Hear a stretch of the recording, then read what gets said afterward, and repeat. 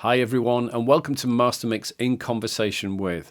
My guest today grew up in the 1970s, UK born but moved to Australia in the 80s, became a drum and bass DJ in the 1990s but transitioned into the world of soul, funk and disco remixing and editing in 2013.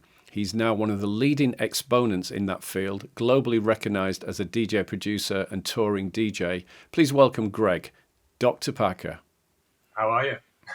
All good here. How's things in Perth at the moment? Yeah, pretty good. Like we're just coming out of our summer now, so we're the weather's starting to cool off a little bit. Everyone's getting ready for winter, but of course I'm getting ready for another summer. That's right. You actually get two summers. You're very lucky because we're everybody's looking forward to you coming over for your UK and European tour very soon. When does that kick off, Greg? It kicks off at the end of June, last weekend of June. But yeah, I went up until COVID hit. I did 5 years in a row without a winter, so I was literally hopping from summer to summer for 5 years. Fantastic! Yeah. And then of course, we got locked down, and I had to have my first winter, and I was like, "What's this funny weather?" This sucks. Yeah. So do you have a family base where you can crash when you're touring and stuff? Yeah. Well, I mean, a lot of people probably don't realise this, but I was born in the UK in Northampton. I came to Australia with my immediate family, which was just my brother and my parents, and nobody followed us here. So literally, my entire family is still in Northampton. Right. So all my cousins, aunts, and uncles, and everything. So I'm literally spoiled for choice for a place to stay, and it's a great base as well. I find Northampton's just smack in the middle of England, so it's handy for your Manchester gigs and Leeds and stuff, and it's also handy for London and the south. You're only looking at 2 to 3 hour tops train rides, and you're at your destination. So it's a good spot to be in, I think. Definitely, yeah. We're all looking forward to seeing you as well, and hopefully inviting you to the Mastermix HQ in Tileyard North in Wakefield. Looking to show you some hospitality there, and I'll catch up with you at some of your gigs as well. Last time I caught up with you was at Michael Gray's gig when you were guesting at Disco. I can't. It was in Leeds. Downtown Disco. That's right. Yeah. It was a good vibe. Great night. So Greg. Where do we find you at the moment, project-wise, current and recent projects, remixing, original artist stuff? Where are you at the moment with what you can tell us that's not a secret? I'm trying to sort of create a balance. I'll give you a bit of my background history. Like I produced drum and bass music for about 15 years, and it was all basically original music, like original artist songs, where you might take a snippet of a sample of something. But I often recorded vocalists like MCs, singers, and when I switched to Dr. Packer around 2013, it was sort of intended to be a bit of fun, and really I set out to just remix and do edits, bootlegs, remixes, and it was all sort of tailored for my sets. Really, like I just wanted to make music that I loved from years ago: soul, funk, disco, hip hop, reggae, whatever. I've been influenced by so much music over the years, and then I just added my production to it, and then I was able to reintroduce it into my sets again. So it was really started off as a personal thing, and then of course you get people asking you for copies, then you get labels saying, "Can we sign and release it?" And the first couple of years, it was a little bit naughty. They were sort of like bootlegs with name adjustments, but I got out of that fairly quickly. Like after a couple of years, I sort of moved away from that and went legit and worked with labels such as Salsoul, for example. So working on original disco tunes and being able to release them, officially and above board. But of course, over time, around about the COVID period where we had a lot more time on our hands because there was less gigs, I was getting a little bit sort of getting to that point where I wanted something different. I was doing too much of the same old thing, warping stuff, like editing stuff, overdubs. I'm still working from Multitracks occasionally as well, when I had them, of course. But I just sort of thought, you know what, I want to try an original. And so I did one like the way I used to produce drum and bass, and that track was called Get Some Soul. And it was basically a loop, but there was no verses, no choruses, pretty much no samples. It was all, bass line was all created from scratch. The chords were created from scratch. I got a keyboard player in to do a solo, and it was a nice little. And that was my sort of introduction and to an original track. And I've done like a few since then. Over 10 years, I've probably still only done about 5 original Dr. Packer productions. I'd say, like, I'd done 2 with the singer who was at the gig you came to at Downtown Disco, and that's Suki Soul. Suki, yeah. So I did 2 originals with her as well, and then a couple of other bits and pieces. So really, I just do. I'm trying to sort of create a balance between the covers. Like my latest track's a cover of Candy Statton's "You Got the Love," latest release. Shameless plug. And then so I've got the covers there, I've got the originals, and I've got obviously the reworks and the re-edits. And thankfully, you know, down to you and the Mastermix crew, I'm able to now revisit my body of work, and trust me, there's hundreds of them. And then I look at sort of like, I remember what was good, remember what worked in my sets, or remember what I was getting hassled for. Mm-hmm. And I'll go, oh, that would be a good one to put on Mastermix, because I remember a lot of people wanted that, you know. And so, but there's still plenty coming out this year. Yeah, good. I would imagine you're creating some exclusive audio tour bombs, I would have thought, as well, for the next few months. That was always a thing with me. I used to go like mad for those last couple of months, and I just churn out as many exclusives as possible. And it's hard because I've got a radio station as well, like or radio show, shall I say, on Street Sounds. Street Sounds, yeah. And I get a lot of my regular supporters. You know, obviously I need content to put on my shows. Yeah. So I have to play some of these exclusives, and then straight away, you know, you get hit up on the internet by certain people. Oh, can I have a copy of this? And some people, you know, the likes of Michael Gray, for example, or someone like Dave Lee, are requesting copies. Those people are impossible to say no to. But you know, you're sort of thinking, well, I want these tunes really. I don't really want anybody having them while I'm over there. and then I tend to sort of do, like, I think I did it last year. I did a release pack around September when I got back, and it was sort of all the big tunes from the tour, and then just like threw them all out there on one Mastermix pack, and I plan to do the same again. I think we spoke about this, doing it again this year in September. That's right, yeah. A post tour drop of what you felt really worked through through your tour. Yeah, I mean, I regularly. I mean, it's a once a monthly show, isn't it? I hear it every month. I listen to it on playback, and you do the odd bit of teasing with an instrumental here and there as well, Greg, which is really because I am not playing you the full vocal. You're a tease packer. Yeah, I know. Yeah, I don't intend to be that way, but it's let me explain. Like the guy that I work with, I'm not sure if you know him, Joachim from High Fashion. Yeah. He's sort of when you do a track for him, he doesn't want anyone having it, basically. So he likes me to do the dubs as well for the B side. So I sort of like think, well, I don't want to upset him. I don't want it to go out too early. So I thought I'll play the dub, you know, and I'll have a little bit of fun with it, tease people. Yeah, great. It's a good idea, and I like the idea of that kind of exclusivity as well. And also, I heard a preview this morning of your new Dance With Me, Peter Brown, is it? Yeah. Oh man, awesome! I can't wait for that to drop. Is that a vinyl only or digital as well? No, that'll be a full release.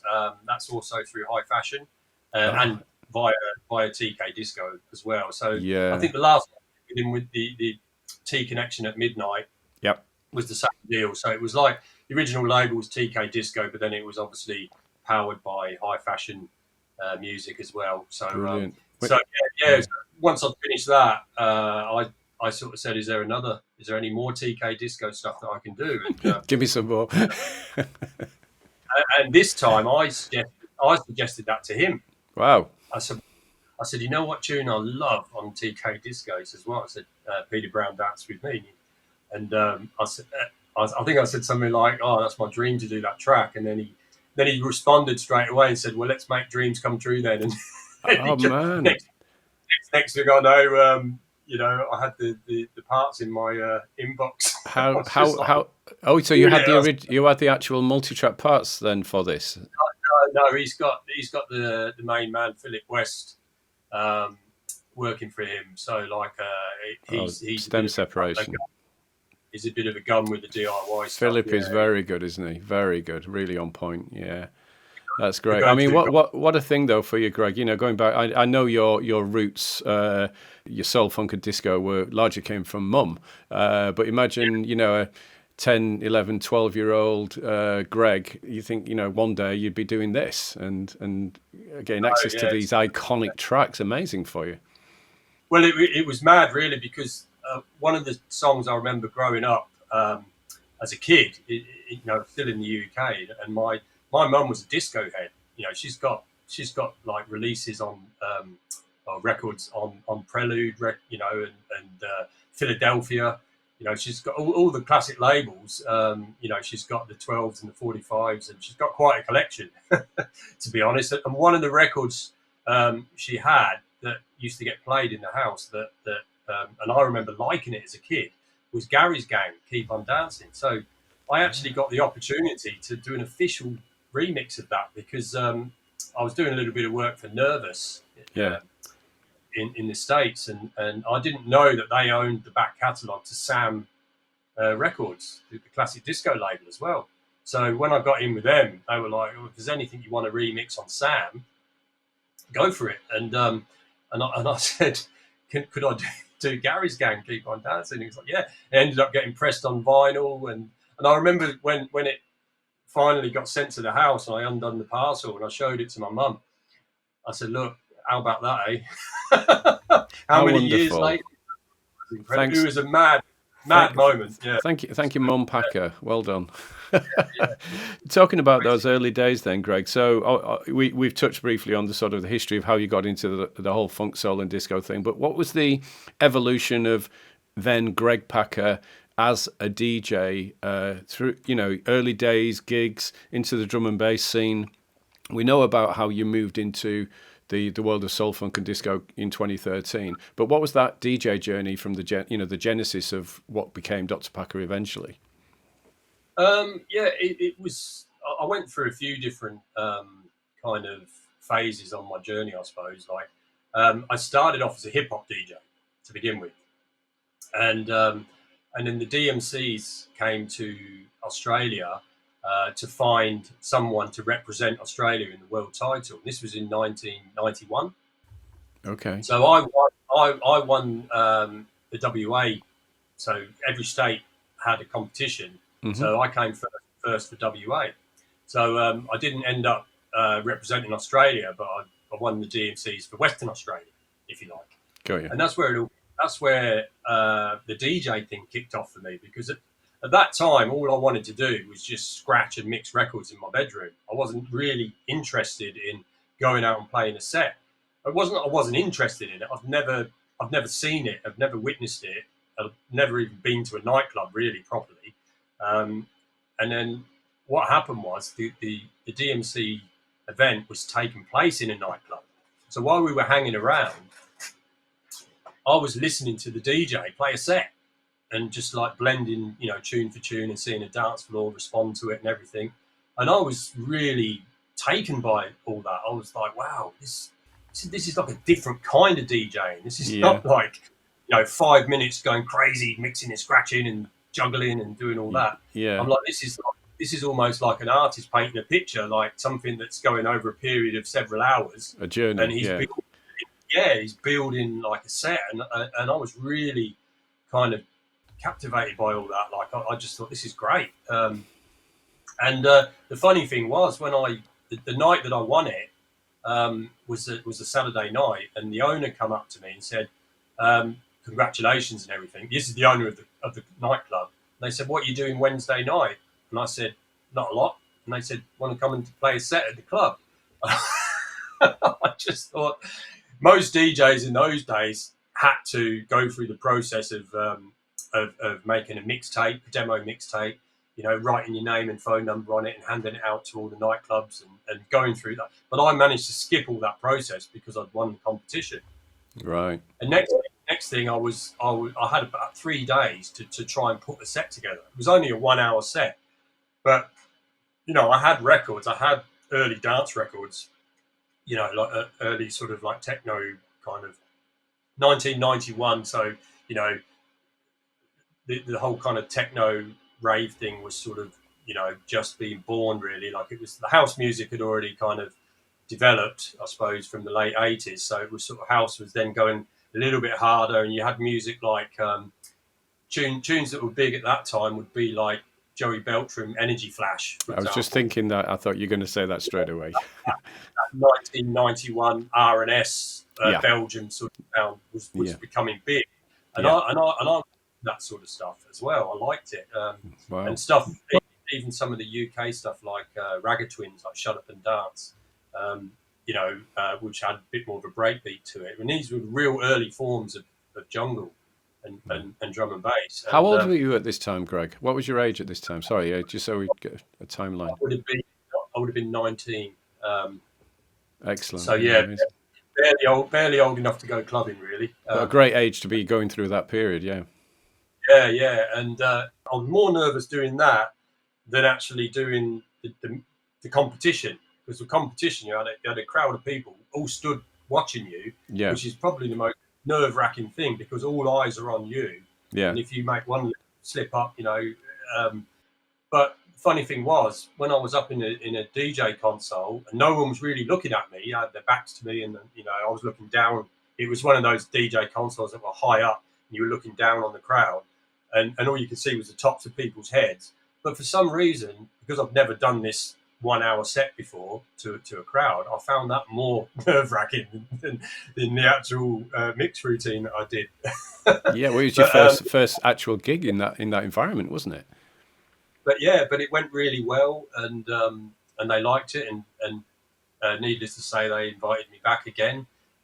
So I ended up doing several gigs at that club. That club was called the Berlin Club. It was quite famous in the early 90s in Perth.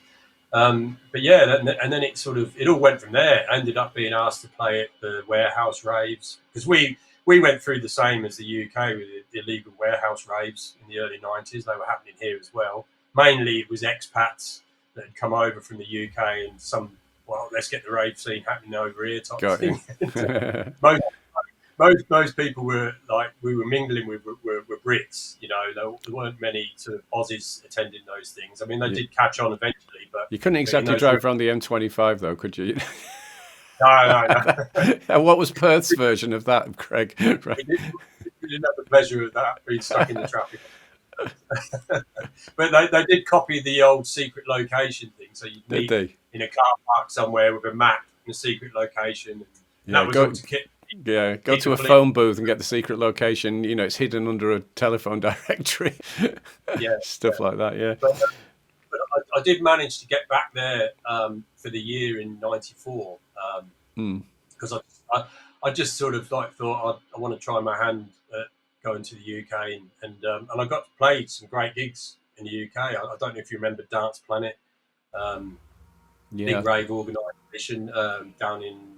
The gig I did was down in Plymouth at the time. But I managed to get on the lineups with the likes of Carl Cox and Slipmat and LSD and all those rave legends. So that was a great year for me. So I did, I'm happy to say I did experience the early rave scene in the UK. So I mean, and was that your transition into drum and bass from the early sort of techno records? Is that where drum and bass came into your life then, Greg? What happened was, during that year, '94, that incredible General Levy Incredible got in the charts, and then everyone was like, "Oh, what's this new music? Oh, this is jungle," and I was picking up bits and pieces because I had a hip hop background and a reggae background. The jungle thing really appealed to me because it was basically breakbeats reggae bass lines, ragga samples, and stuff like that, and it really really appealed to me. And when I got back, so I returned to Perth right at the end of '94, and my first couple of gigs. When I left at the beginning of '94, I was still playing like hardcore, like kind of like four to the floor, breakbeat sort of hardcore. Like, well, I suppose they ended up calling it happy hardcore, didn't they? But by the time I'd come back a year later, my style had just completely changed. When I was playing jungle, no one was doing it. Not one DJ was playing like jungle music in Perth. Wow. And my first booking, I just thought, I've got these new records. I'm just going to play them. And because it was clearing dance floors, the women hated it, especially. They were coming up to almost abusing you, to saying, "How do you expect us to dance to this music?" Wow. And so I ended up having to sort of revert back to mixing a bit of jungle, and then when I was losing the dance floor, having to pull in a bit of like happy hardcore to bring it back. And then eventually, over about a period of about 12 months, I'd say by about the end of '95, I was able to play a full jungle set and not clear a dance floor. And actually, it became a thing. They were starting to import DJs over. So Groove Rider had come over, and Kenny Ken had come over, and all those heavyweights from the UK were starting to go over and tour Australia. So with the help of them, it really boosted that music genre in Australia. You must have created the scene, Greg. Surely you were the genesis of that scene there. That's it. Yeah, I mean, I'm often regarded now as, and people have said this as well. They call me the Groove Rider of Australia, like the first person to ever play drum and bass in Australia. Which I can't really argue that point. I can't think of anyone that was doing it before me. So I do honestly believe that was the right time for me to sort of come out of the UK in '94 when jungle really started to explode, and then be the first Australian DJ to sort of play it in Australia. Yeah. And tell me, Greg, was it difficult to get the vinyl on import? Were there good record stores around you in Perth? Yeah, in those days, we went for a stage, like obviously before the internet, where we would be approximately 6 months behind the UK as far as record imports and releases go. I mean, Australia still had its own pressing plants, so they would do like an Australian pressing of something like Bizarring, for example. So you get something like Playing with Knives, Bizarring, would have been a massive tune in the UK, no doubt. And then we had to wait for the Australian pressing, which landed about 6 months afterwards, and then it became huge here. But once once the whole internet thing came about, and I even started working in a record shop sort of towards the late '90s, and when a record would be released in the UK, we would only be about 2 weeks behind them. And I joke, and I used to say to my boss, I remember the days when we were 6 months behind the UK, but now we're literally weeks behind them. So when we were supporting the likes of Groove Rider and those guys, we were up there with the releases and the tracks. Like we had all the latest stuff. So it was quite, in the later '90s onwards, it was quite easy to get hold of stuff. But the early '90s or the late '80s and early '90s, different story. I remember coming back from a trip. We went back to the UK in 1989 just for a family visit, see the family and that, and we stayed for Christmas. Yeah. And I remember the Power by Snap had just come out, brand new track, and it just charted in the UK. And I bought the 12-inch single, brought it back here, and I remember that was around the time I started DJing. No one knew that track, and I had it to myself for about 6 months. I was playing it, and people were, "Oh, what's this track? This track's awesome. It's really good," like that. And no other DJ would play. Other DJs would be coming to me and go, "What's that track? What's that track?" And then 6 months later, when the Australian pressing pressed it, same thing happened here. Hit the charts, blew up, massive commercial tune. Yeah. But yeah, I mean, those days were great. I had a good 6 months head start, and there was my local record shop in Northampton was called Spinning Disc Records. I had a very good friend of mine there who used to send me stuff out. So I mean, in those days, I'd have to pick the phone up and physically call him, which was really expensive, ringing from Australia to the UK. Yeah. And then he was sending me records like I got stuff like SL2 on a ragga tip, and again I had it for a good 6 months to myself before any other DJ out here got it. When I say any other DJ, I mean the Australian DJs.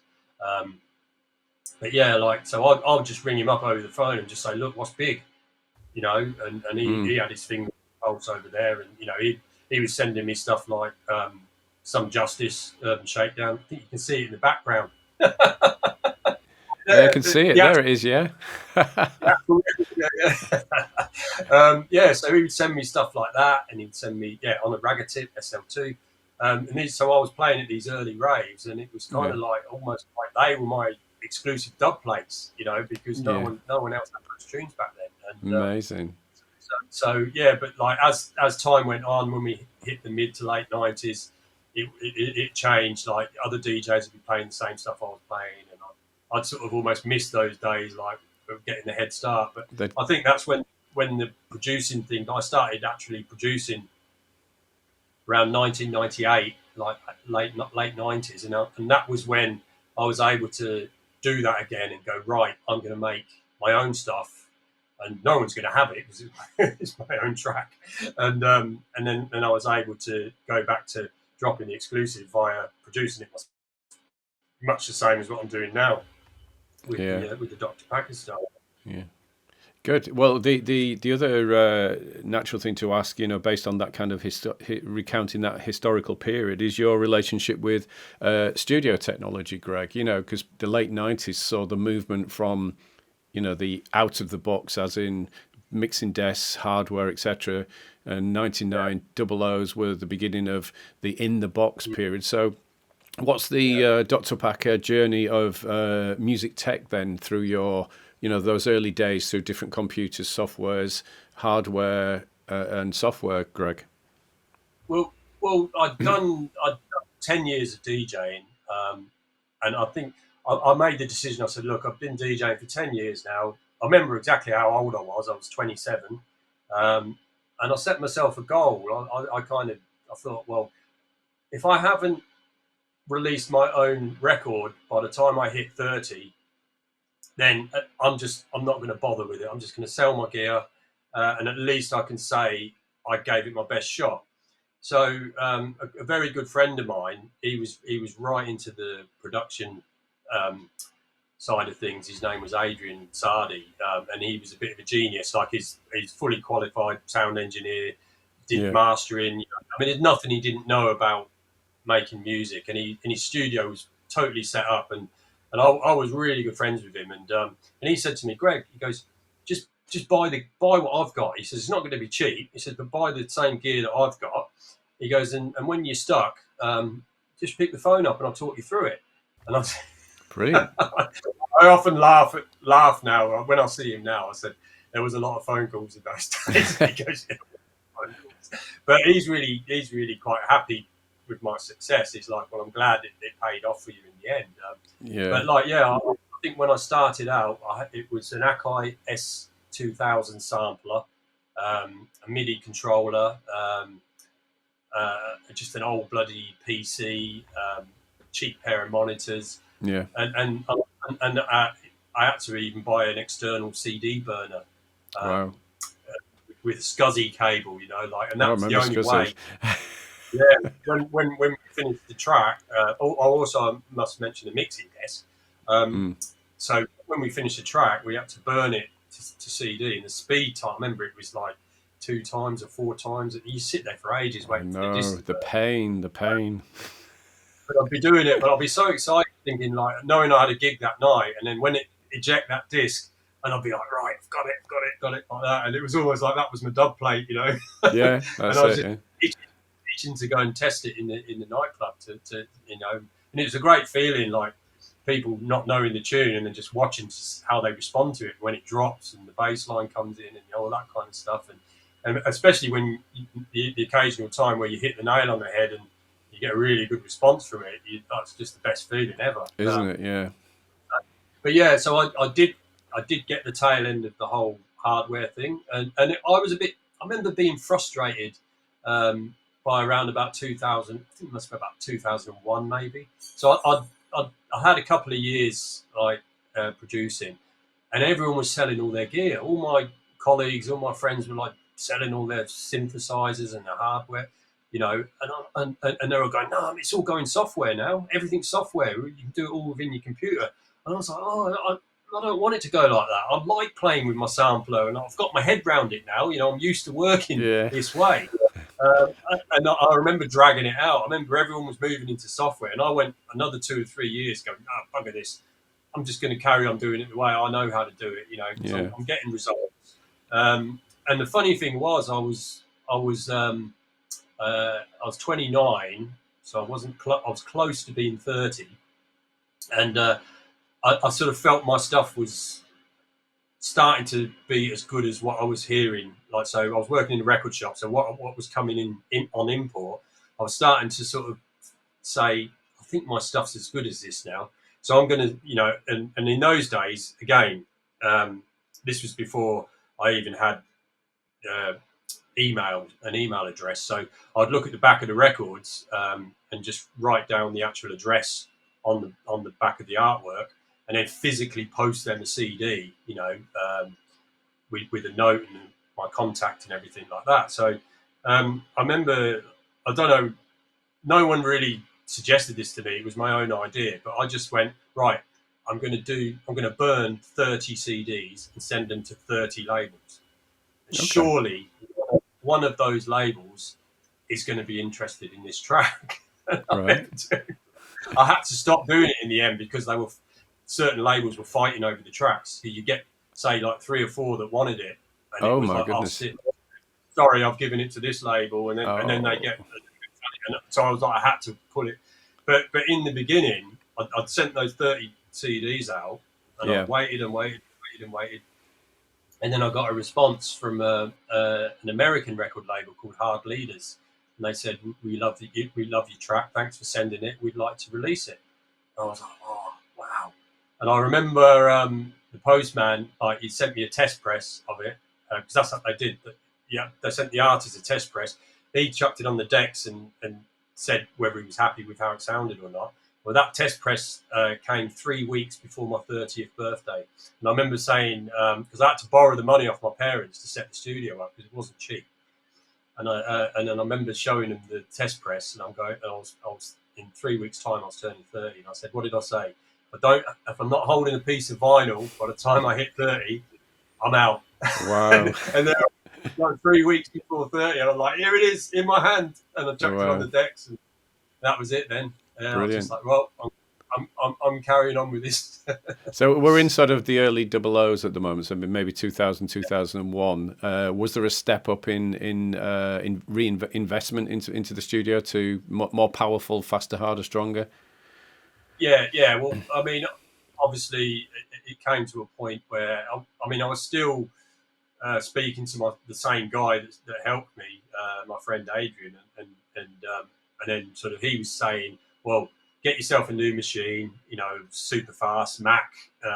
We'll put all this new software on it, and I think what the turning point for me was I'd done my first tour in the UK as a drum and bass DJ in 2003, and I got signed to LTJ Bookham's Good Looking Records, which was huge for me because I was a massive fan of that label in the 90s. Danny's a great guy. I got on that label, and that was a dream come true. Yeah, I mean, I met Danny in '93, and I've been friends with him ever since.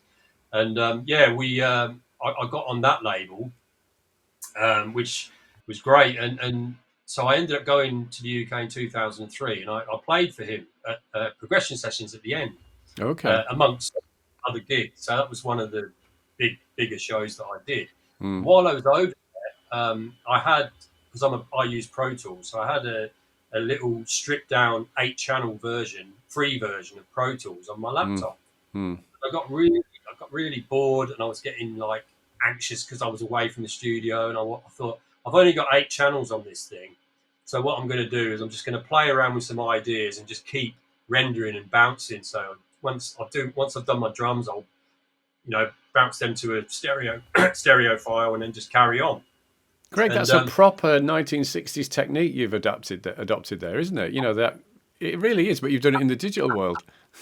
Yeah, and so I was literally, and I'd get all the music sections, and then I'd keep the bass on its own. So I was literally just the tune ended up just being on 8 channels once I sort of bounced it all down.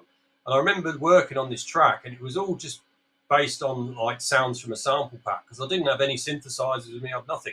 So I was literally just using my ear and these sample packs, and I was messing around with this track, and but it was forcing me to work 100% in software away from the studio. Yeah. And I finished it, and I thought, you know what, I like this. And I thought, I'm going to send it to Danny Bookham.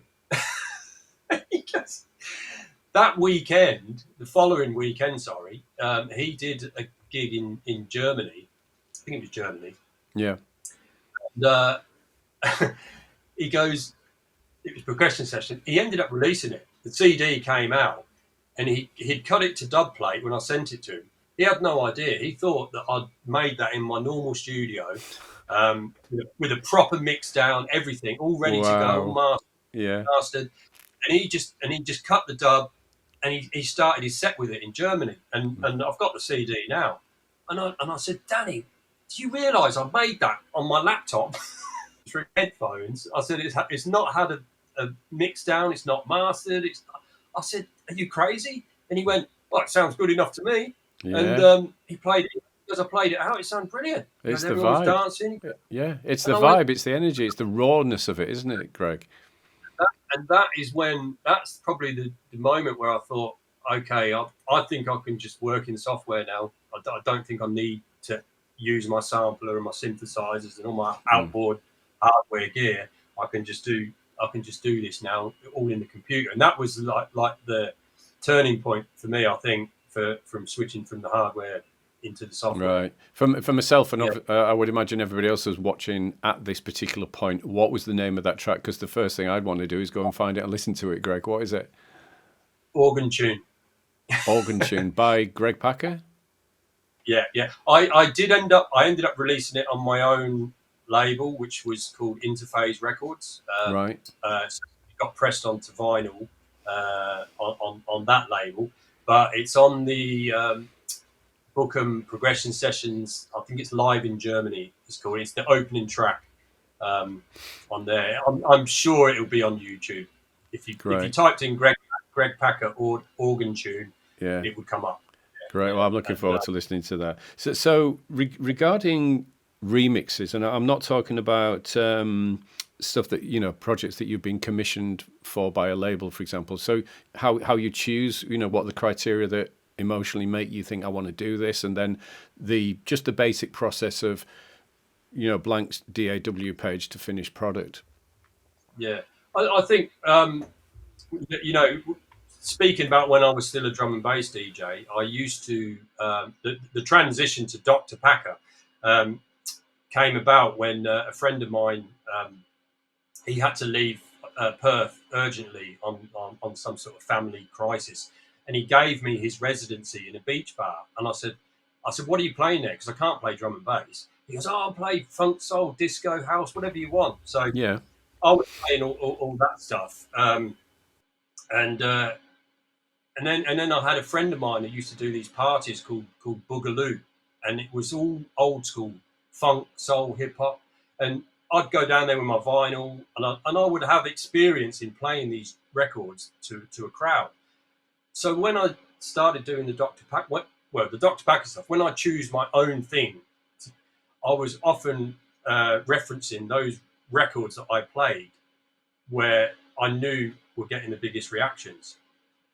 So certain tunes, I remember playing like George Duke, Reach Out, and every time I dropped that, the crowd would go mad, but I was playing the vinyl. Yeah. I was thinking, well, that's a no-brainer. I've got to do that. Yeah. and me and my friend, we were mad. We were obsessed with that 80s soul and funk stuff. Like the D Train and all that kind of real slamming, kind of like boogie funk sort of stuff. And we would, every time we had a gig, we'd pull different records out, and we would remember which records at the end of the night.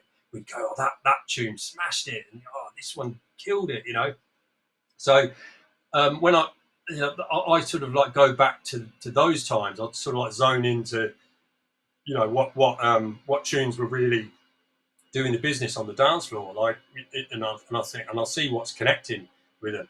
And I used to, I'm giving away a bit of a secret now, but you familiar with the Case the Soul Weekenders? Yes, that they do over there. Yeah. So I used to watch their videos, probably anywhere like 12 to 15 years ago, maybe. And I used to watch their videos, and I would see what tunes the DJs were playing, and seeing what tunes the crowd were really going mad for, like hands in the air moments, just going crazy, Yeah. And I'd often sort of, when I started doing the Dr. Pack, I was like, I'm going to go watch some of those videos again, because I remember there were some really big tunes that those DJs were playing, and the crowd were going absolutely mad to. And then I'd make a list. I mean, as I speak to you right now, there's a pile of records down by my knee, about this big, and that's my to-do list.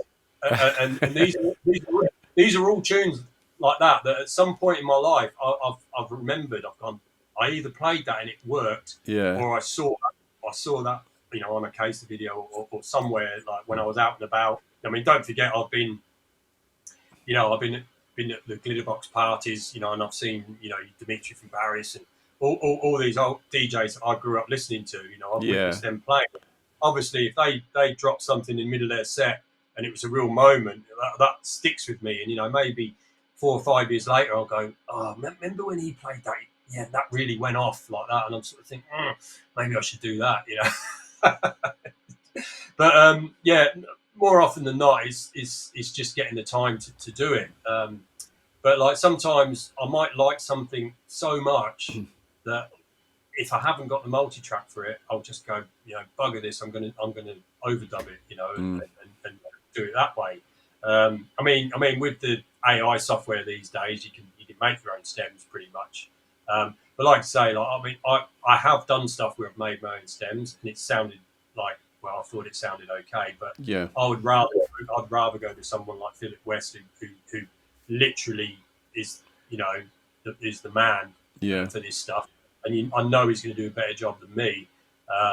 So I often say to him, look, this was, I've always wanted to do this track. You were able to make the stems for me, and he's pretty good. He always helps me out.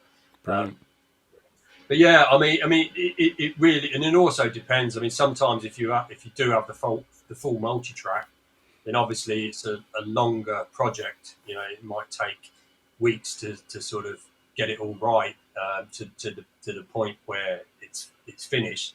But there's nothing more rewarding than getting it to that final stage, where you've had it mastered, and you're totally 100% happy with it, and you sort of like look back, and you sort of think, well, that was a bit of a journey, that, especially when you get things like, if you've had other people involved in it, like you might say, for example, if you've had a musician come in and do a keyboard solo, or you've recorded bass for it, or a singer's had to re-sing something, and then so you go through this whole process of the project, and then when you get to that final stage, and then you send it off for mastering, and then he might send 2 or 3 takes back before you're happy with it.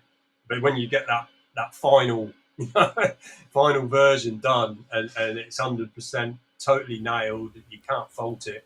Great feeling. You can sort of back and go, right, that's it. Yeah. And speaking of those multi-tracks, I mean, you've been fortunate and blessed enough, Greg, to have worked on some incredibly iconic actual multi-track parts and stuff. Do you have a specific memory of anything either funny, troublesome, beautiful, stressful moment that's involved with a piece of work that's come in like that, specifically a multi-track commissioned work, not a Greg Packer original? I think when I came across the multi-track thing was when I had a couple of tracks that Dave Lee had signed. Yeah. they were like overdub kind of re-edit type things, and he sort of, because I mean he's a big multi-track guy, like he doesn't really do much unless it is a multi-track. And he sort of said to me, "Have you have you ever worked from a multi-track? You know, like how to go with one?" And I said no. And he goes, "Would you like to try? I know I'll send you a couple of bits and pieces. I won't say what he sent me." Basically gets him in trouble, but Okie dokie. But I will say they were tunes that he was sick to death of, and he said, "Greg, I'm never gonna do this. I've heard this song too much." He said, "But you might have a bit of fun." He was giving it for the experience of working with something like that, yeah. Yeah. And I was like, okay, I appreciate that. But yeah, it was. I mean, obviously, those tracks still require being warped and quantized, And I remember the first one he gave me, it was something like 32 tracks or something. And I went through, I'd done like a click track, to obviously snap it to the grid. And I went through all 30 tracks one by one, and it took me forever. Every single track, I mean, from percussion to vocals to instruments, everything, Greg. But I didn't because I was so inexperienced with it. I didn't sort of think, there might be some channels here that I might not use. So what's the point spending the time warping them? I hadn't thought like that yet. So I just thought, no, I need to get everything in time. Oh dear me! The benefit of hindsight, yeah. When I finished it, I sent it back to Dave Lee just to see what he thought. Get some advice from him, and he goes, I think you've done a really good job, Greg. It's good, And he said I might even play it, even though I said I'm sick of it. And I'm like, oh, okay, that's good then. And then we were just sort of chatting, and I said, how do you do it? Because at this time he was doing those Remix with Love albums. I think he did 3 volumes of them, and it's something like 15 tracks, all done from multi. I said, this must take you forever. Yeah. And he goes, no, not really. And I said, God, that took me like nearly 2 weeks to warp it. And he goes, how are you doing it? And I said, here we go. One by one, and he just laughed. He goes, you do realise you can group stuff, so you can. So you got all your lead vocals, your backing vocals, and he goes, just do it in groups. So literally just group it all, and then as you're warping it, you're warping like say 6 channels at a time. So you might do your bass line. Oh, ouch! I was just like, duh. Oh yeah, okay. Pennies dropping there, yeah. Yeah. So that was it then. But he was really quite helpful. He gave me tips on working, with multi-tracks and ways to make life easier. So I apply that technique now. So yeah, I literally just put everything into groups. So you just group all your percussion, for example, and then group all your vocals, and then just and do save you're doing every single time. So now I can probably warp a multi-track, in probably half a day. Even now, like when I'm given a multi-track, I'm so experienced in it now. I could instantly just tell by flicking through the channels. There's no way I'm going to use that. There's no way I'm going to use that kick drum because I'm going to be using my own. It's too weak. So it's instantly like when I load a session up, probably about a third of it I'll just trash straight away, and then there's probably six channels that don't require any warping or anything. So that's another thing that I do these days when I'm working with multis. I really have a good think of what I'm going to use. And moving away just for a second from remixes and stuff like that, and we're in the solid experience Dr. Packer latter, if you say last 5-10 years kind of area. What you as an artist yourself with solo artist album material, what have been your most memorable or favourable tracks working purely as Greg Packer the artist with collaborations? You mean back in the drum and bass days? No, in recent days, with Glitterbox stuff like that kind of stuff. Oh right, yeah, okay. Some of the most memorable tracks that I've been asked to do for whatever reason. Yeah, I mean, obviously when I was doing the working with Simon Dunmore, for Glitterbox, and I did the 2 albums with him, Different Strokes, Yeah. Volume 1 and Volume 2. So Yeah. that was like 40 tracks. So I ended up doing like, basically 40 remixes for him. I mean, some of the stuff that I think in the early days he was sort of dangling the carrot a little bit, you know, and then I could see things like ramping up like more and more, and then all of a sudden, you know, he's talking about, why don't you do Lola's theme? Why don't you do Pete Heller, Big Love? And I'm just like, whoa, hang on a minute. You know, those are some of the biggest anthems of all time, you know. So I mean, and even some of the vocalists, like that I'd be working with, like Candy Staton, you know, on the tune, you know, Hallelujah Anyway, and then Fish Go Deep, and I mean, some of these tracks were just so big, you know, back in the days, and it was just an honour to work for them. I mean, especially those kind of. But this step up level, Greg, is taking you from a remixer to being a collaborative artist in a way, isn't it? That's really the area that we're in. They even did a video once, and it was Simon Dunmore and Seamus Hardy, and I remember them saying like, "Oh, you know, Dr. Packer started off as a re-edit guy, and now he's an artist type thing. You know, he's his own artist, Exactly. literally, yeah." And it was really quite, yeah. I remember watching that video and like hearing their views on me. Mum, I did it. Did it. I can remember. The first email I got from Simon Dunmore, and it was he was asking me to remix the first release on Glitterbox, which was called "Holding You Tight" by Sure Thing was the name of the band, and it was like this mid-tempo sort of boogie thing, and I thought, is this guy, is this like spam or is this real? And then I seen like the defected, you know, like headline. Well, in his sort of signature on the email, I see the defected logo, and I saw Simon Dunmore, and I'm like, I'm pretty sure this is real. I'm going to reply to this email, just suss it out, you know, and then he got straight back to me. Next thing I know, parts were sent over, and I was like, oh, this is legit. This is the real deal. And I remember him explaining to me, saying, we've got this thing going on in Ibiza called Glitterbox, which is like a sideline to what we do as Defected, and it's more directed at soul, funk, and disco. And we want to take the next step and do a record label, and we'd love you to do the first release. Wow! So I was like, crikey! Yeah. I mean, and look what that's turned out to be now. Glitterbox is just, you know, this worldwide huge brand now. So you were there at the beginning. You were the beginning of Glitterbox. You really were.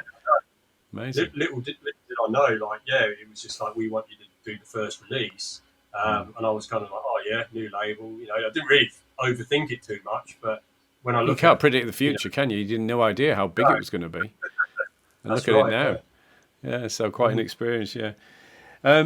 So, I mean, keeping on the production tip and working with artists, just actually talking about one of your latest releases, the cover version of "You've Got the Love."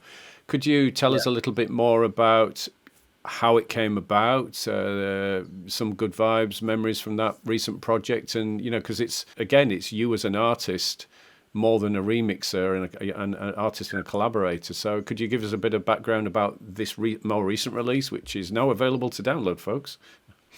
Yeah. Yeah, well, it's funny, like the record label, Tinted Records, they're based in Sydney. And the guy that runs it, his name's Archie, a good friend of mine. And he was like, I'm a little bit funny with covers. Like, the vocalist needs to nail it, otherwise I'm not in, you know. He sort of said, look, I've got this cover of "You've Got the Love." And I was like, I know there's been, you know, it's been covered, you know, by other Florence bands and all that, yeah. Exactly, yeah. And I thought, gosh, does that tune really need to be remixed again? And my gut instinct was to turn it down, say no. I get it. But I don't like to sort of say no to him. I would rather say, let me mess around with it. Send me the vocals, any parts you have. let me have a play in the studio for half an hour or half a day, and I'll know instantly if I can get a vibe going or not, or whether it's just going to be another boring cover, you know. Yeah. And I said, if I do it, I want it to be disco. I don't want it to be anything like the classic 1989 bootleg, Frankie Knuckles bootleg that came out, which is obviously a house classic. The original 1986 version was actually disco. So I thought, well, but it's not really. Everyone seems to know it from the 89 bootleg mix. So I obviously wanted to take it back to disco, and then I sent it back to him, and he was like, "We love it. It's great." Yeah, I had a few. It's a bit of a mashup. There was some sounds and some samples that he sent for me to sort of play around with, and he goes, "Look, these work in key with the vocal." He said, "It's up to you. Use them if you want to use them. If you don't want to use them, don't use them. Come up with your own thing." But it's a bit of a mishmash of my ideas and his ideas, and the re-recorded vocal. So yeah, as it was coming together, I loved it. I thought, you know, my initial gut instinct was to say no, not another cover version of that song. I think it was that different to the other mixes. I thought this is definitely bringing something fresh. Definitely, yeah. I think that's totally the right attitude, Greg, to actually, you know, not flatly turn something down. So, look, hey, let me just play with it for a while, and then if it's a no, it's a no. But I think, and look at the result, you know. I mean, and also with this particular track, you're right. Surprisingly and ironically, not many people are fully aware of a very original version before the bootleg one that, you know, the True Love one that turned into a legitimate release, and the Frankie Knuckles thing. So, you know, it's the ideal time to actually do that. So fair play, great production. Greg, could we just talk about the current sort of but two letters on everybody's lips, which we've talked about recently, and there's a bigger kind of technological sociocultural element to this question, is AI and how it's relating to music. I mean, obviously AI is tremendously useful for the tech side of in the right hands. It's a very well wielded sword, but the whole sort of AI generated songs, AI generated remixes. You know, you could go into ChatGPT and other software and go, hey, I want to remix this with that vocal, and I want to make it sound like Dr. Packer. How do you feel about where this is all going? You know, what are the good and bad elements of this? You know, attention spans, the way people consume and listen to music. What's your take on the bigger picture of this at the moment, Greg?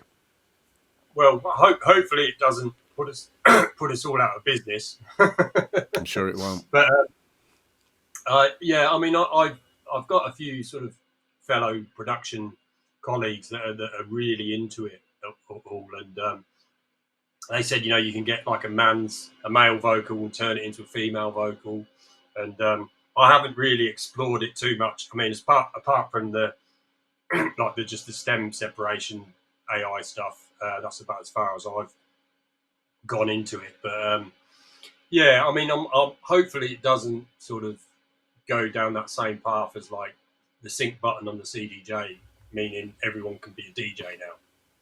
And I mean, if you can literally just talk or type and say, I want to make a remix like Dr. Packer, and it spits it out, then it's, you know, it's not really being creative, is it? I mean, it's kind of it's cheating, isn't it? It's hopefully, fake. Yeah. Hopefully it's not that simple, but we can use it to our advantage. I mean, I love the fact that, you know, almost everything I can work on now can be worked from stems, which is great. That's the technology side. Yeah. I'm a great believer that human creativity and imagination, soul, spirit will eclipse any machine, and I think this is just a period of time, you know. But yeah, definitely, it's an interesting topic and one we could discuss with about 10 other people around the table. But I was going to say, I think the photos are the worst. Like the photos you see on Facebook. I don't know, like, funny hands and like 10 fingers. You can't tell. can't tell Yeah, what's no, they real. are scary. Yeah, it's the You deep know, fake stuff as well, isn't it? Yeah, you are actually Dr. Packer, aren't you? You're not an AI generated. I've got. Okay, moving on to a more positive world. Greg Packer, touring DJ, UK and Europe. You've been doing this for quite a number of years. So I've got to ask the atypical question. Favorite cities, favorite crowds, some moments that you can recall, great receptions to track, good memories and good vibes from recent years when you've been touring in the UK and Europe, Greg. Yeah, so like downtown disco at Leeds, I've played pretty much every trip, and always an amazing vibe. London, I always find is a great place to play disco and soul and funk. Yeah, Um, one Hoochie Coochie up in Newcastle. I've done that. I'm doing that again this year. great. That's always like anything like if I'm playing to like that kind of older crowd that get the old tunes. I'm happy. I mean, obviously I've done the Glitterbox thing as well. Played at like Ministry Sound and done the High Ibiza. So I've done like the bigger parties as well. Um, I mean, I've got great memories of the last 10 years doing Dr. Packer. There's been some amazing gigs. Mm, Probably better gigs than I've ever done as drum and bass, playing Greg Packer's drum and bass, should I say. yeah, yeah. Yeah, yeah. It's all pretty positive. It's very rare that I come over to the UK and do a dud gig.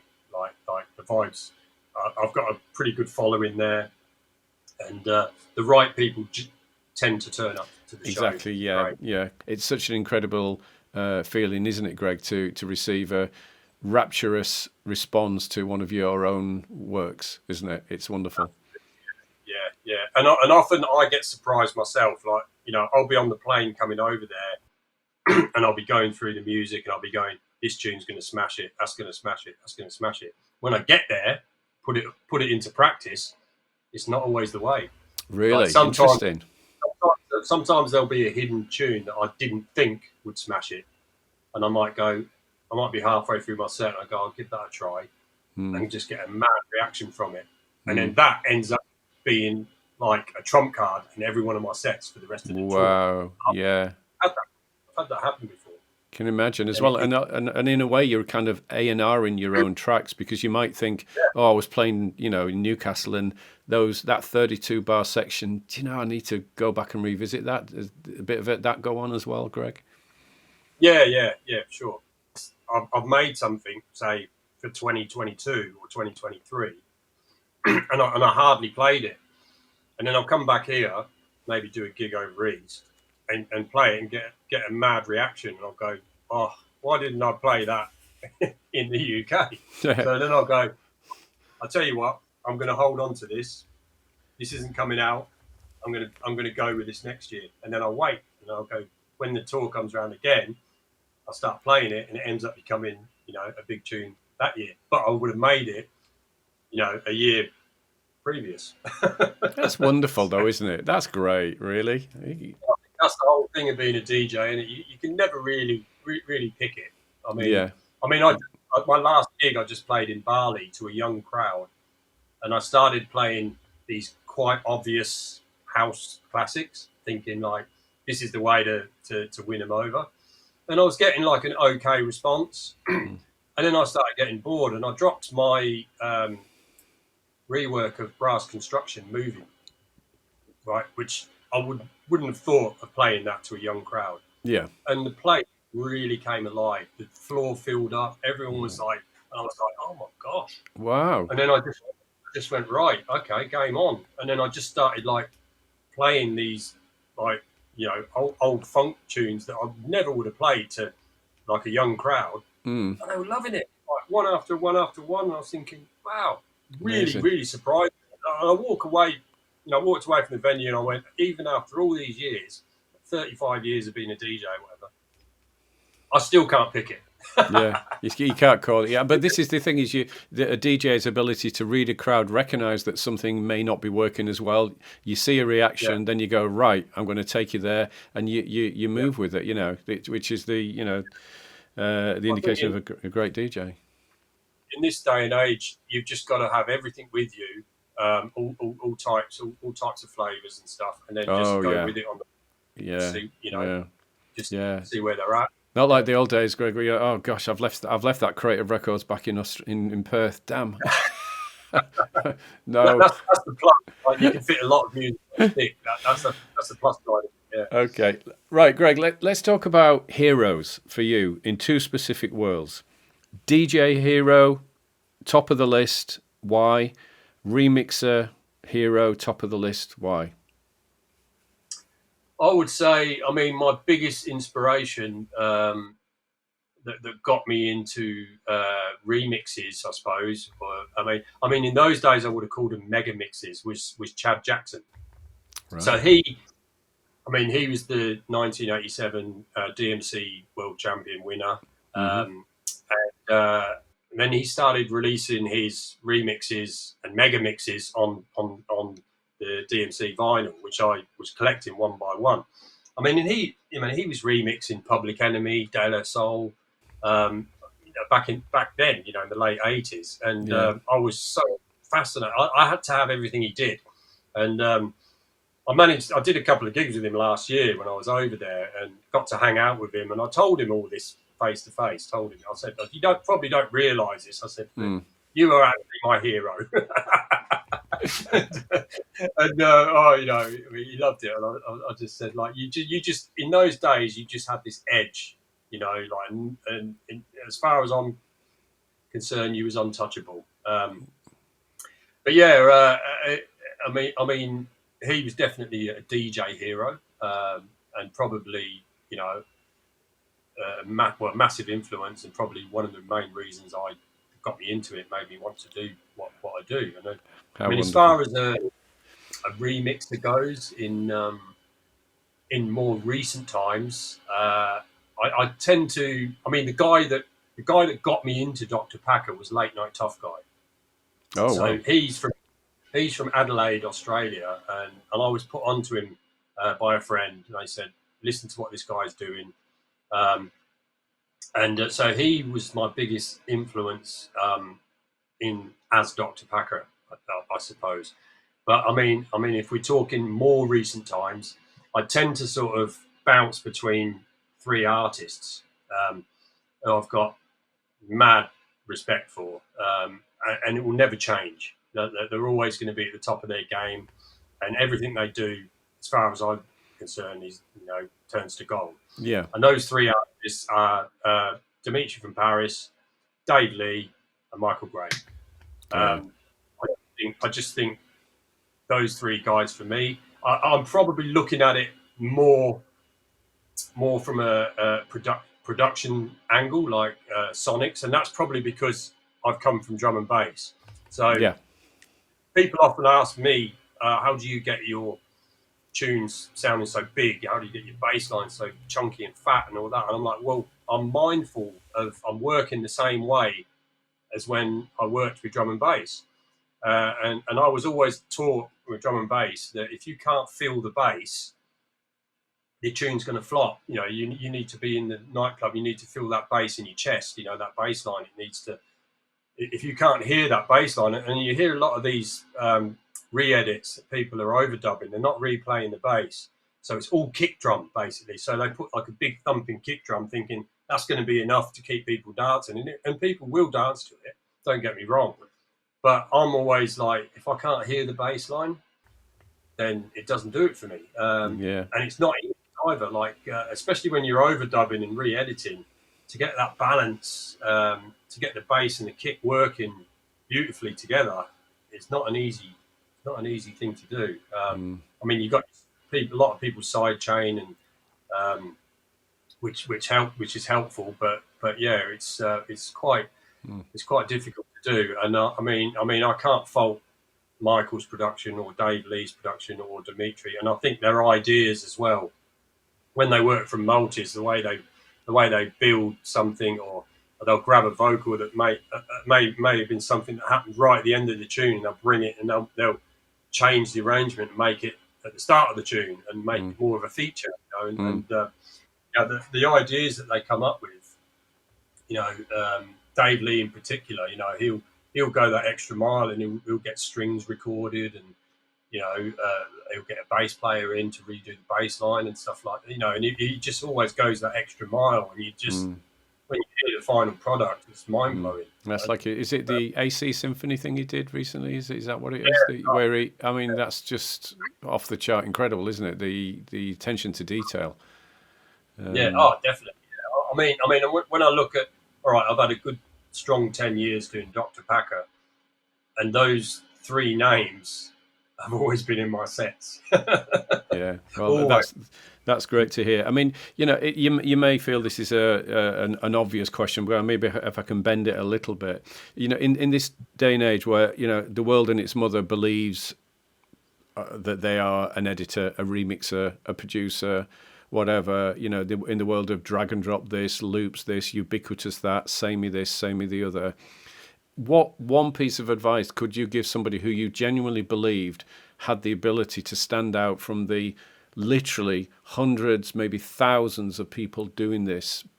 Well, I just think when you hear a well-produced song, might be a house record or a hip-hop record or whatever, and the separations there, like sonically,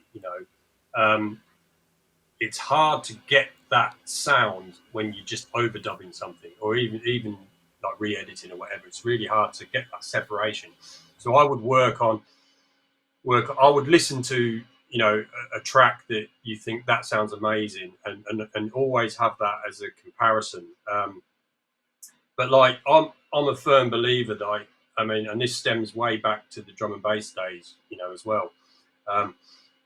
You start following a certain artist and they've got a sound. Like in drum and bass, you had some people like Dillinger and Chase and Status. They had a particular sound. You knew it was them. You could hear a brand new tune in the club. You wouldn't know the track, but you'd go, I know that production. I know those drums. I know that bass. That's Dillinger. Or, and I think in the funk and disco scene, I can pick a Michael Gray production. He's got his own sound, and Late Night Tough Guy, he had his own sound. You just hear his drums and go, that's Late Night Tough Guy. So forming a signature sound, is what I used to call it, is not easy to do. It's a difficult thing to do, actually. But when you get it, I think when you've done enough tunes, maybe you are using similar drums every time, or you're doing something in your production where people can go, yeah, that's him. So it's trying to come up with your own sound rather than copying what others are doing. I mean, nothing irritates me more. Might upset some people now. Go for it. Please stop copying Purple Disco Machine, please. Gosh, how many people are trying to copy his drums and his bass? I'm like, Purple Disco Machine is Purple Disco Machine. Honestly, I get that he's a big name. He's probably the biggest name in the industry, really, if you think about it. He's playing all the massive big stadiums, festivals, all around the world. It's huge. And I get that, people think, well, if I can make music like him, maybe I can be like that as well. But I don't think it really works like that. So I think the underlying message here is individuality, create your own sound, not emulate everybody, but take influences by all means. That we all have our influences, don't we? I always find when I do my own productions, if I was to pick it to death afterwards, I could say, right, I can hear a bit of Michael there, I can hear a bit of Dave Lee there, I can hear a bit of Dimitri there. Maybe I can hear a bit of Late Night Tough Guy. If I loop the intro, I go, well, that's what Late Night Tough Guy would have done. He does. There might be a bridge in the middle, like with this mad percussion. The bass drops out and like the drums like come in and heavy congas and stuff like that. And I'm going, that's what Dimitri would have done. And I often have little sections in my track where I do that as well. And I go, and then I'll listen back to it and I'll go, that sounds a bit Dimitri in that part. It's subconscious. It's subconscious, Greg.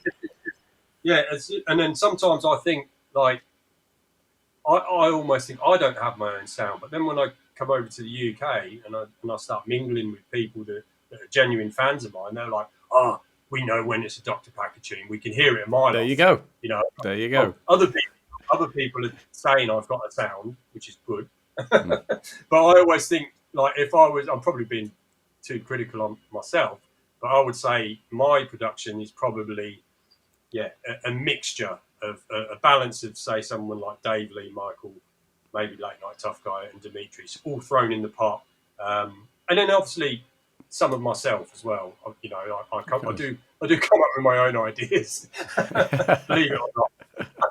You've been too humble, Greg. You've been too humble. We are the sum of our influences and experiences, you know. It is good to draw influence, but not too much. Don't copy. Indeed, yeah. You know, much. speaking of Late Night Tough Guy, I must tell you this. I had the pleasure of seeing him DJ his Prince dedication tour. I think it was 2018. I think I went to Manchester and just vibed out and watched him do his Prince tribute. Full Prince. It was everything played was Prince. But yeah, what a guy, and fellow Australian. Well, I know you're English, but you know, fellow Australian. So The thing was, I didn't even know he was Australian. I thought right. I he was UK or something. And when he played in Perth, I went to see him. Yeah. Realised he used to be called HMC, and he was from Adelaide. Adelaide's the nearest city to me. I'm like, wow. Okay. So he had a similar. He was another style of DJ producer like yourself, and then he moved into this LNTG world. He had a very, very similar story to me, and funny. We talked to Greg Wilson about this, and he loves it. He loves the fact that we've got the same story. Excellent. Like, so basically, HMC was his techno name, right. House and Techno. House Master Cam it stood for, and it basically played house and techno for God knows how many years, longer than me. He'd been a DJ since 1983, I think. Right. And then he decided, yeah, well, I'm going to do the soul and disco thing, and changed his name to Late Night Tough Guy, and it kicked off for him. And then so again, in a way, you know, I wasn't sort of aware of that, but I'd done the same thing. Like when I'd done my first two edits, a friend of mine said I was in touch with Fingerman, and someone said, he's got a radio show, why don't you send him to Fingerman? So I did send him to him, and he played them on his show. He actually liked them. I was like, wow. But when I listened, he goes, listen back to the show. When I listened to it, he announced them, and he went, Greg Packer on the re-edit. And I went, oh no, can't have that. I said, because I'd built a brand as Greg Packer doing the liquid drum and bass, basically. Right. For 2 decades, I pushed that music, and I said, no, I can't be doing these disco edits under that name. I need to change that like ASAP. And I thought, well, it'd be cool to keep the Packer and lose the Greg, but what can I put instead? You know, and I come up with all these different, like Mr. Packer, DJ Packer, and I'm like, didn't like any of it. And my old friend of mine, because my initial was a GP, he always used to call me the Doctor. Got you. And then as a nickname, he used to always say Dr. Packer. And I went, actually, you know what? That don't sound too bad. and then I thought, well, you know, you got Dr. Dre and Dr. Alban, and you know, I felt like people often use the name Doctor for a recording artist. So I thought, well, let's just go with that. Because the early platform for you, Greg, was SoundCloud, wasn't it? That's where you put a lot of your works initially. Because I remember back in 2013, 14, a dear friend of mine's like, God, you've got to get this Dr. Packer guy. Wow. I was like, wow, okay, yeah. So that was my first introduction to your work and everything. But well, it's funny. 2 years ago, I was doing. I did a gig with Pete the Freak, who works for you guys. Yeah. And I was out to dinner with him, and I was saying to him, it's so frustrating. I've got all these reworks that I've done and remixes, and I said, I'm not going to do it. I can't put them out. I can't bootleg them anymore. They're just sitting there doing nothing. And he goes, let me do an intro with Mastermix. When you get back to Australia, I'll do like an intro, three-way email, Greg, this is Paul, this is Greg, whatever. And let's see if we can get something happening. So I've got him to thank. So thanks, Pete. Way to go, Pete. But yeah, no, it's just been great for me to finally get a load of this stuff out there. Yeah. I mean, that was, another question. Obviously, is what has the Mastermix collaboration brought to you, Greg, and your audience, being that it's a legal platform for you to get your music out there and explore this gargantuan archive of product. Yeah, no, it's been amazing, and people are just permanently hungry for the next pack as well. Like I'm quite inundated with messages, especially like if it's a particular track. Like I won't give too much away, but I was asked a lot about my Tina Marie "You Make Love Like Springtime" rework, which I played all through last year's tour. Yeah. And I still got a message the other day saying, "When's that coming out?" And I said, "It's on the next Mastermix pack." Yeah. Sooner than you think. And I replied, like, yeah, absolutely. Yeah. Watch this space, folks. That's a good feeling, like Yeah. There's so much love for the tracks, and obviously, it's good that I like the fact that I can do them in a pack of 10 as well, because it's nothing more frustrating than releasing one by one. It just takes forever, but you can do sort of like 10 quality tracks, and people see that they're going to get value for money. So they'll just buy the whole pack. Very rare. It's very rare that someone's come to me and said, "Look, I just want that one track off there. Can you send it to me? I don't want the whole pack." And that's a good thing, because what have we done? Like five volumes now. Yes. Yeah. And I might have that email probably once in 5 volumes. That's great. I was going to say, it's good that especially when I'm over there touring, and like other DJs come up to you on the night and they say, "Oh, I've got this and I've got that and I've got that. Great job on this, great job on that." And I always think, "Oh, that was a Mastermix," because I always I'm mindful of like what it is, where it came from. Was it a track sort of thing, or was it this? And I'm like, the amount of people that are actually pinpointing the Mastermix releases, I'm like, it's just great to know that they're going to good use. So, Greg, Mastermix are releasing a pre-Dr. Packer European Tour remix drop from you. One particular track on there really spiked my interest as regards an inclusion with the other tracks, and that was the Bob Marley Exodus remix. Could you tell us a bit about that? Is there a background to why you want to include that? We're very happy with it, but please tell us the backstory. So there's a little bit of Greg poking his head through on this particular release. So it is 174 BPM drum and bass, of course. I was actually sent the full multi-tracks for this, and it was just way too slow to do a Dr. Packer thing, the usual disco thing. It was real slow tempo, and I just thought, I love the track personally, and I just thought I'd love to do something with it. And I thought, why not have a go at a drum and bass version of it? Because it was more or less exactly half time. So I did it, and it was great. But obviously, I wasn't playing drum and bass anymore, so it just got shelved, and nothing really happened. And then about a year ago now, or maybe just over a year ago, Carl Cox came to Perth with his DJ partner, Eric Powell, who's a very good friend of mine.